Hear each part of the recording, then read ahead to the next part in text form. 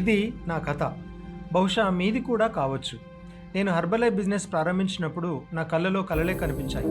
ప్రజల ఆరోగ్యం మెరుగుపరుస్తాను, అదే సమయంలో నా జీవితాన్ని కూడా నిర్మించుకుంటాను అనిపించింది. ప్రారంభం అద్భుతంగా సాగింది. మీటింగ్స్, మోటివేషన్, ఎక్సైట్మెంట్ ప్రతిరోజు ఒక కొత్త ఆశతో నిండిపోయేది.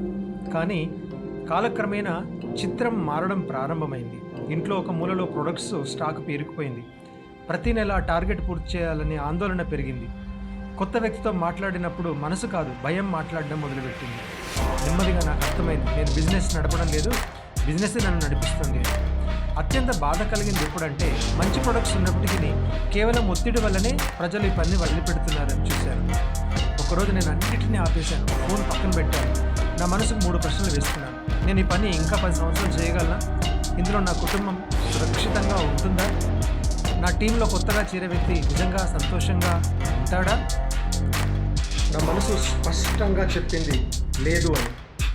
అదే మలుపులో నా జీవితంలో మైలిన్ న్యూట్రికేర్ వచ్చింది. మొదటిసారి నాకు అనిపించింది, ఇక్కడ శ్వాస తీసుకునే స్థలం ఉంది, ఇక్కడ స్టాక్ భారం లేదు, ఇక్కడ టార్గెట్ భయం లేదు, ఇక్కడ ఎవరికైనా ఈ పని చెప్పొచ్చు, అపరాధ భావన లేకుండా చెప్పొచ్చు. ఇక్కడ బిజినెస్ ఉంది కానీ ఒత్తిడి లేదు. ఈరోజు నేను ఈ పని గురించి ఎవరికైనా చెప్పేటప్పుడు ధైర్యంగా చెప్పగలను, ఎందుకంటే నాకు తెలుసు నేను ఇక్కడ ఎవరిని ఉచ్చులో పడేయడం లేదు. నా తల్లిదండ్రులకు కూడా ఆత్మవిశ్వాసంతో ఈ పని గురించి నేను చెప్పగలను. ఒక పేద వ్యక్తి కూడా ఈ బిజినెస్లో ఎటువంటి ఒత్తిడి లేకుండా చేయగలడు.